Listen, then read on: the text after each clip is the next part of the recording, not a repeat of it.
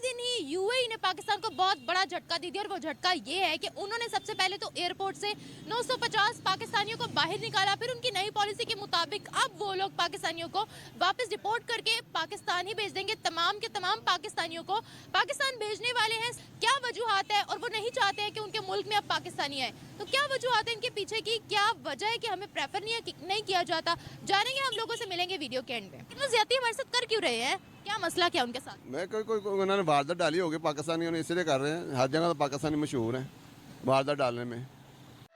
क्या किस किस्म की वारदात? ये बेईमानी, फ्रॉड और क्या। हाँ, यानी आप मानते कि हम इन चीजों में मुलविस हैं? बिल्कुल हैं। मैं जाग रही हूँ या सो रही हूँ? हाँ, इसमें कोई शक नहीं है, इसलिए तो हम नाकाम है। हाँ, जापान ने हमसे कर्जा लिया था, मैंने पढ़ा है, मुझे इल्म नहीं है। मेरी पैदाइश से पहले उन्होंने कर्जा लिया था कोई सन 64 या 62 में। अब जापान इतनी तरक्की याफ्ता हो गया, हम नीचे आ गए इसी। हाँ, नहीं, अब आप मुझे ये बताइएगा कि पाकिस्तानियों को ऑल ओवर द वर्ल्ड बाहर निकाला जा रहा है। अब ये उन्होंने यूएई ने हमें तोहफा दे दिया है कि भाई हम चाहते ही नहीं है पाकिस्तानियों को इधर देखना। क्या कहेंगे आप इसके बारे में? चलो अच्छी बात है, फिर आ जाए वापस अपने मुल्क में काम करें, तरक्की होगा मुल्क की। जो तरक्की करेंगे, तरक्की करेंगे। अब ये कानून निकाल ही दिया तो कोई ना कोई काम इधर आके करेंगे ना। कोई ना कोई काम इधर आकर करें। हाँ, फ्रॉड ना करें बस। फ्रॉड ना करें बस। क्या वजह है? देखिए, भारत हमारा पड़ोसी मुल्क है, उनको वो बुलाते हैं अल हिंद सिटी के नाम से। उन्होंने उनके लिए एक शहर भी बना दिया दुबई के अंदर। क्या कहेंगे आप? ये सब उन्होंने अपने फायदे के लिए उनको याशी के अड्डे बनाए हुए भारत में, उनको फायदा होता है बस। ये क्या अड्डे बनाए हुए हैं? याशी के। याशी के अड्डे बनाए हुए हैं? हाँ, बिल्कुल सही। भाई ने? नहीं नहीं, भारत में वो आके जो याशी करते हैं उनको सारी सहूलतें मिलती हैं अरब शेखों को। ए बूढ़े, क्या बात कर रहे हो? ये तो क्या अयाशी करते हैं? ये आप खुला खरी कराते हैं तो वो जना करते हैं आके। देखिए, अयाशी और जना पर कोई भी कंट्री चलती नहीं है, किसी भी कंट्री की इकोनॉमी बढ़ती नहीं है। अगर वहाँ इतनी अयाशी, इतना जना आम है, तो फिर आज वो हमसे आगे कैसे? वो अपना टूरिज्म और तेल बेच बेच के, देखिए हम उनसे कर्जा मांगते हैं। भारत की मैं बात कर रहा हूँ, भारत की बात कर रहा हूँ। उनके ये मोदी मोदी को इतनी सहूलतें दी हैं उन्होंने, किस बात में मोदी उनको सहूलतें देता है? ये तो सारे दुनिया को पता है कि ये सारा काम होता है। हाँ, तो क्या काम होता है? क्यों देते हैं सहूलतें? वो अपने पास फायदे हासिल करने के लिए, पैसे के लिए और किसके लिए? उनके मजहब में जायज़ है, हमारे मजहब में जायज़ नहीं है। देखिए, मेरी बात सुने, मजहब पे बात ना करें। हर किसी का अपना मजहब होता है। मैं रिलीजन, किसी के रिलीजन पे बात नहीं करूंगी। उनके जो है ना, वो कानून इस्लामी नहीं ना लागू होते, हमारे मुल्क में इस्लामी कानून लागू होते हैं। तो हम आज सऊदीया से हम तो आप उनको अरबों को अयाश बोलते हैं ना। अयाश तो हम, मैं क्या नहीं है यहाँ पर। हम छुपके करते हैं, वो जाहिर कर देते हैं। अच्छा, अरे हरामखोर, साला, बदमाश लोग, लुच्चा, कमीना, कुत्ते का गोश्त खाने वाला बेईमान लोग। बात ये है ना। छुप के करते वो जाहिरी। हाँ, बस ये है। और आपने बोला कि भारत अयाश है। देखिए, अयाशी के दम पे वो 5वीं बड़ी मईशत कैसे बन गए? मैं तो वो देखे ना, वो यहूदी वाला काम है ना, वो लड़कियां फेंक देते हैं आगे। साला चोर, फांदेबाज, टपोरिया, तो फायदे हासिल कर लेते हैं। कौन लड़कियां फेंकता है? भारत लड़कियां फेंकता हाँ, तो और क्या। है। कोई मिसाल दे ना, कोई रिपोर्ट मुझे दिखाएं कि वो अपनी लड़कियां बेचते हैं। सर्च करें तो पता चलेगा ना। आप सर्च करें, हमने तो पढ़ा है। अच्छा, अरबों को लड़कियां चाहिए भारत से, इसीलिए वो कहते हैं कि भारतीय है हमारे मुल्क। लाजमी बात। और भारतीय कोई काम नहीं करते वहाँ जाके। भारतीय वो जो मुसलमान तो जाके काम करते हैं ना, भारत के मुसलमान, वो बेईमानी नहीं करते। तो वाल ही पैदा नहीं होता। पाकिस्तानी फ्रॉड करते हैं ज्यादा। अभी मजा आएगा ना भिड़ो। इसलिए वो उनको सहूलतें देते हैं। देखिए, उनको चाहिए भारतीय प्रिंस, चाहे वो मुस्लिम हो, चाहे हिंदू हो, चाहे सिख हो, चाहे ईसाई हो, उनको चाहिए भारतीय, क्योंकि वो लोग वहाँ जाकर फ्रॉड नहीं करते। वो उनकी कंपनी की सीईओज बने, बड़ी बड़ी कंपनियां उन्होंने संभाली हुई हैं। आप कह रहे हैं वो लड़कियां बेचते हैं? आदमी बात है, ये तो वो सप्लाई करते नहीं। हमने पढ़ा, हमने कोई जाके तो नहीं देखा। आपने कहाँ पढ़ा? मुझे रिपोर्ट दिखा देना। तो मैं अब लेकर तो नहीं ना आया। नहीं, कहाँ से पढ़ा मुझे बता दे, मैं गूगल कर लेती हूँ। मैंने अब वो अखबार में पढ़ा हुआ है, और क्या पढ़ा। अरे तुम क्या मुंह पे दाढ़ी रख के झूठ बोल रहे हो यार? अबे ओ, तू पागल तो नहीं है? और में ये लिखा हुआ है था कि भारतीय लड़कियां सप्लाई करते हैं अरबों को। ये पढ़ा मैं अपने पास से नहीं कह रहा। हाँ, मैं अपने पास से नहीं पढ़ा, तो मैं कह रहा ना।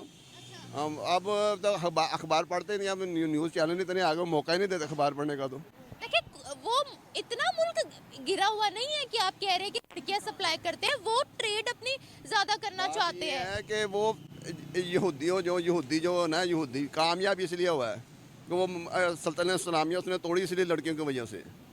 उन लड़कियां अपनी भेज दी उन्होंने सल्तनत इस्लामिया में, उनको तबाह बर्बाद कर दिया। इसलिए ये यहूदी जब हिंदुस्तान वाले हैं वो सारे फायदे हासिल कर रहे हैं। शाबाश। मैं तेरे मुंह पे झापड़ पहले मारूंगा। लड़कियां बेच के सल्तनत उस्मानिया तोड़ी है और लड़कियां बेच के वो लोग आगे बढ़ गए, उन्होंने इंटरनेशनल रिलेशंस अपने स्ट्रॉन्ग। उनके पास ये क्या कौन सा लॉजिक है सर? पास हथियार है ये। लड़कियां हथियार है। हाँ। सर देखिए आप करेक्टर आप अपनी मिसाल ले लें। मेरी अब मिसाल। आप आपकी बाइक खराब हो जाएगी ना इधर खड़े हुए, क्या खराब हो जाएगी? बाइक खराब, आप बाइक पर जा रही हैं, 10 लड़के रुक जाएंगे आपकी मदद करने के लिए, किसी मेरे जैसे की खत्म हो जाएगी, आप ही सही कर लेगा ये। बात तो सही है। आपके जैसा कोई होगा तो कहेगा खुद ही सही कर ले कि क्योंकि लड़की है तो मेरी इज्जत गवारा नहीं करती, मैं पास रुक कर जो है वो इसको, क्योंकि आप जो है वो थोड़े रिलीजियस बंदे हैं और दूसरे जो मर्द है वो यहाँ के उनमें गैरत नहीं है, इसलिए वो मेरे साथ। देखिए आपने मिसाल जो दी है वो बिल्कुल भी रिलेटेबल नहीं है, वो बिल्कुल भी इस पर फिट नहीं बैठी। देखिए कोई भी कंट्री की लड़कियां बेच बेच के कैसे आगे बढ़ सकते हैं? 5वें नंबर पर उनकी मईशत है, तो क्या वो लड़कियां बेच बेच के 5वें नंबर पर आए हैं? पहले उन्होंने सहूलतें ली हैं ना, सहूलतें ली हैं किससे सहूलतें ली? अरबों शेखों से जो हमसे वायदे किए उनको उन्होंने सप्लाई की हैं, लड़की हैं। अरे क्या बात करते हो यार। मेरी बात सुने, मेरी बात सुने। अरबों से उन्होंने क्या सहूलत ली है? देखिए वो तेल लेते हैं, उनको पैसे देते हैं, ट्रेड करते हैं। कंपनी को लॉन्च करने के लिए अपनी कंपनी लॉन्च किया। खुद ही कहते हैं कि उन्होंने कंपनियों में दुबई में सारी कंपनी, हिंदुस्तान की कंपनी काफी ज्यादा। हिंदुस्तान की कंपनियां, देखिए हिंदुस्तान के वहाँ पर काफी इन्वेस्टमेंट है, लेकिन जो बड़ी बड़ी कंपनियां है ना, बिजनेस वाली कंपनियां वहाँ भारतीय। उनका कैसे बढ़ा उनका, वो उन्होंने बेईमानी नहीं की बस। बेईमानी नहीं। हाँ। लड़कियों वाला कोई कॉन्सेप्ट वो भी है, वो भी उनको सहूलतें मिली हैं। जगह में ले जाके गोली मार दे इसको। फिल्मों में दिखाते हैं सारा कुछ, मैं कोई अपने पास से नहीं कह मेरी बात सुने, देखिए आपके पास प्रॉपर डाटा नहीं है इस बारे में, मुझे ये बताइएगा कि हिंदुस्तान हमसे कितना आगे है इस वक्त। मईशत की बात कर रही हूँ मैं, लड़कियों शड़कियों की बात नहीं कर रही। नेशन में हमारे से 3 गुना ज्यादा, करेंसी के हिसाब से देख लें। लड़कियां बेच के तो नहीं हो सकता ना कोई भी मुल्क। आप लड़के के बाद छोड़ दें, चलो आप छोड़ दें, आपकी बात मान लें। देखिए लड़की, उनका आप डाटा उठा के देख ले, उनकी आईटी की एक्सपोर्ट्स कितनी है, उनकी दूसरी एक्सपोर्ट्स कितनी है, उनकी तालीम कितनी है, उनकी टॉप यूनिवर्सिटीज कितनी है, उनके मुल्क में कितनी चीजें बिक रही है, कितनी उनकी ट्रेड है। आप शाबाश। बताओ एक लड़की को मालूम है और ये बेवकूफ। डाटा उठा कर देख लेना, उन्होंने इस चीज में टॉप किया है। मेरे बात सुने, जब आज से आप 25-30 साल पहले पीछे चल जाए ना, तो ये सारी रिपोर्टें आती होती थी। उन्होंने उससे फ़ायदा उठाया, उनके अपनी लेबर तो ज़्यादा भेज दी, उन्होंने अपने पाँव जमा लिए, अब वो अपना वो लीगल तरीके से कर रहे हैं। अच्छा मेरी बात सुनिए, आपने बोला लड़कियां भेजते हैं, लेकिन अभी तुर्की भी चाहता है कि उनके तरफ जो है वो इंडियंस आए, सऊदीया भी चाहता है इंडियंस आए, तमाम ममालिक चाहते हैं, यूएस भी चाहता है कि इंडियंस आए। सुनिए, यूएस भी चाहता है इंडियंस आए, ताइवान भी चाहता है इंडियंस आए, इसराइल भी चाहता है इंडियंस आए। क्या देखिए उनको इंडियन लेबर चाहिए, उनको लड़कियां नहीं चाहिए। बात सुने, अब जो है ना, अब जो हालात जो है ना, अब ये बदल गए हैं। पहले जो थे ना, मैंने कहा था उन्होंने फ़ायदा हासिल कर लिया। अब देखे ना सल्तनत उस्मानिया, मैंने आपको बताया, हमने जो ड्रामों में देखा, फिल्मों में देखा, उन्होंने तोड़ा इसी तरह इसको। नहीं, ये किसी ने ऐसी गलत खबर उड़ाई है कि आपने उनके शहजादों के हरम में अपनी यहूदी लड़कियां भेज देते थे, तो वो जो बादशाह से कहते अपना काम मंगवा लें। अब उन्होंने अपनी लड़कियां भेज के काम मनवा लिए, अब उनको रास्ते खुल गए। खामोश दुश्मन साईं, खामोश। तो अभी लड़कियां नहीं भेज रहे वो? अब मेरी बात सर लड़कियों पे छोड़ दें सर, आप कहाँ की बात कहाँ लेके जा रहे हैं? मेरी बात सुनिए, लड़कियों को छोड़ दें, लड़कियों को छोड़ दें, लड़कियों को छोड़ दें। अभी देखें ना दुबई की और भारत की आप ट्रेड देखें ना, आपस में ट्रेड कितनी हो रही है। दुबई के अंदर तमाम की तमाम जो प्रोडक्ट्स है, आधी से ज्यादा वो तो मेड इन इंडिया की बनी हुई है। बात सुने, मेरी बात सुने, ये प्रोडक्ट जो है ना पाकिस्तानी भी बड़ी कामयाब है।